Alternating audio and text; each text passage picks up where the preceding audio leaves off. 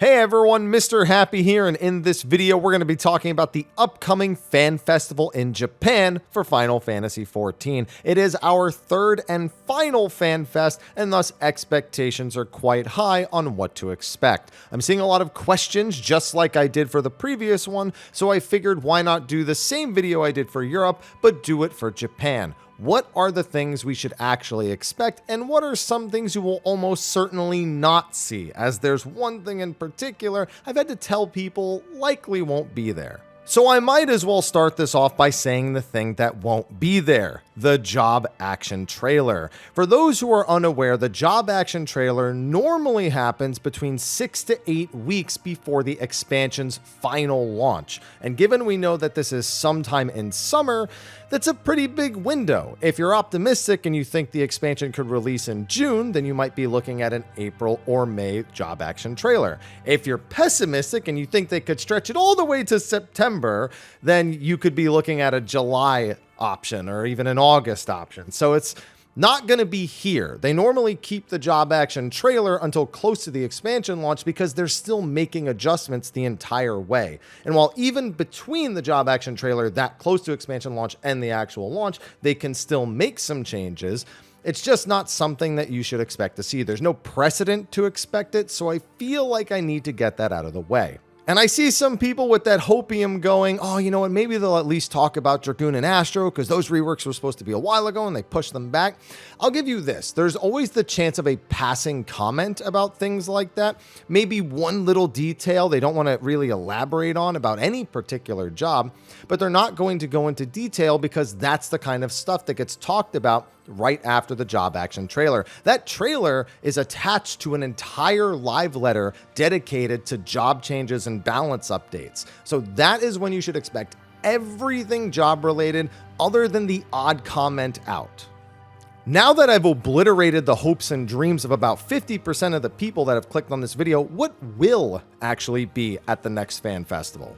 So with this being the last of the 3 fan festivals, we're of course going to open up with the full trailer and song. Always exciting to pick out the new scenes, get to hear parts of the song we didn't get to hear before, how it matches up with the trailer, all that fun stuff. Now that on its own is pretty exciting, but more exciting is how the trailer usually ends, and that is with the full release date for the expansion as well. Everyone's trying to figure out everything for their statics and endgame and what days they got to take off in the summer. Is it early summer? Is it late summer? And that information is going to dictate a lot about my predictions going into kind of the pre-expansion timeframe, especially as I was talking about that job action trailer. So that's going to be an exciting little detail that we get right off the bat. Now, later in the opening keynote, you should expect to get the pre-order date announcement alongside a showcase of the physical collector's edition and the digital rewards that will be available as well. This isn't something that's always been exclusively the third Fan Fest, if I'm not mistaken, but it is always at one of them. And since we haven't seen it yet, this should be the time you expect it. Then the format is going to be largely the same as it has been for the previous 2 fan festivals, in that they're basically going to say, well, let's recap what we already know, and in the process, they reveal a bunch of brand new stuff. Before they do that, though, they are, of course, going to confirm what the new ranged magical job is going to be. People have all sorts of predictions right now, but Green Mage and Pictomancer are the ones I am seeing the most. I, at this point, think I'm just going to sound dumb if I predict any names at all, so I'm just going to say the ranged magical job. We know that that's what it's going to be. There's no question about it. I think something nature themed, though. That's at the very least what I'm going to throw my prediction at. That's the hat that I'm going to place my little piece of paper in. Once they give us that initial reveal and they actually give us a little bit more information about it, they're then going to kind of go into that full recap mode. They're going to be showing off the final 2 areas that we haven't seen most likely, as long as they aren't too spoilery. If they are spoilery, we might get maybe an image or 2 and a question mark, but they might not go as far as to walk us around and show us a video of it. That just really depends on what the area is like. And given some of the teasers we've seen for Dawntrail, I'm willing to bet the final area is ultra spoilery. They didn't even want to show us like half of one of the areas already because they were afraid of spoilers. So I have a feeling that's going to be kind of on the shorter side of that showcase. Another big thing to expect is whatever our second city is going to be. You know, we always get kind of two main hubs in every single expansion. And the first one we usually find out pretty quickly, that we did. And now we're probably going to find out what the second one is, assuming again that it's not too spoilery. They may even just mention that there will be one and that they can't show it, but that's entirely up to context. Like, that's not something I can predict if they will actually show or withhold. They're probably going to continue to show us, you know, new tribes and new threats, you know, the same way they have been before, though it doesn't always have to be like directly like a Valagarmanda style situation, or the other one that they showed us, the giant machine.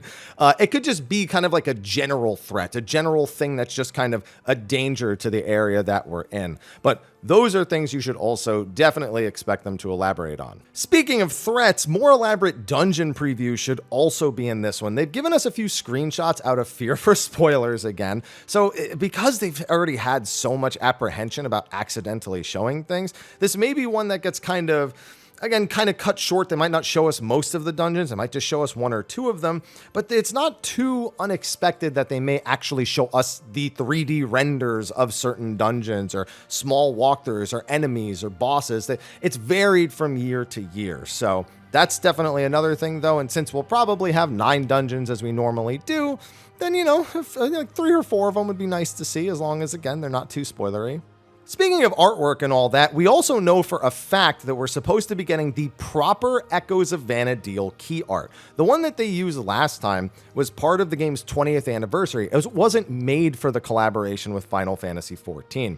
However, we should be getting the full one, and that is going to dictate a lot about Final Fantasy XI player predictions. It does kind of depend. They said it would be more representative of the actual content when we got the full key art. So whether we see the Shadow Lord or Promethea or Altana or whatever it is, the major players in Final Fantasy XI, that's going to really determine what my predictions look like and what other 11 players are going to predict as well.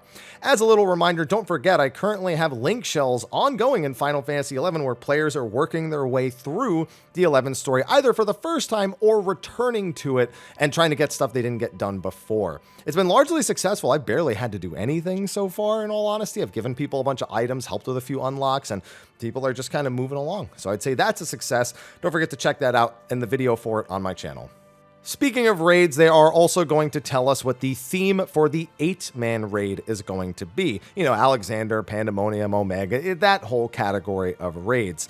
I don't really have any predictions on this front. I think it'd be reckless for me to predict anything. I've seen some people try to throw out like a Final Fantasy X themed raid or even a Final Fantasy like 9 themed raid. I think people just throw those predictions out based on a few light contexts, you know, like the area kind of reminds people of Final Fantasy X, or like this aspect reminds them of another Final Fantasy.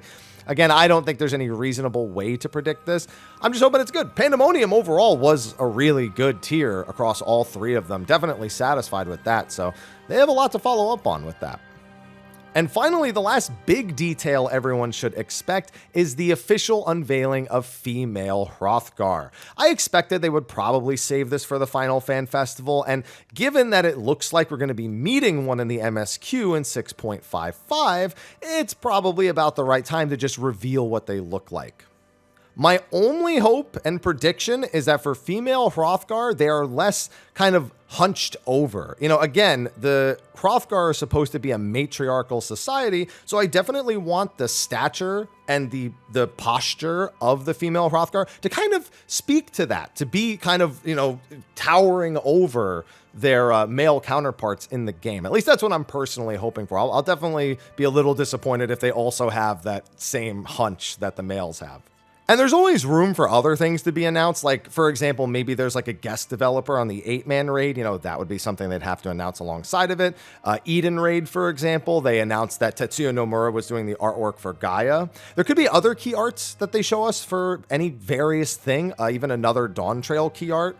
It's just possible. And any battle changes, you know, it's basically at that point, anything else that happens is not necessarily in pattern, but it's all possible. The only thing, again, that I need to rule out is that job action trailer. You're not going to see. You know what? I want to be wrong about that, but I won't be. So please just tell me I'll be wrong. Be in the boat that's not that boat, even though we have like years and years and years of context to say they've never done it and no reason to believe they will, because I would love to be wrong. Listen, I'm greedy. I'm impatient. I want to know. I want to see. So please, but it's not going to happen. So I just get to be sad.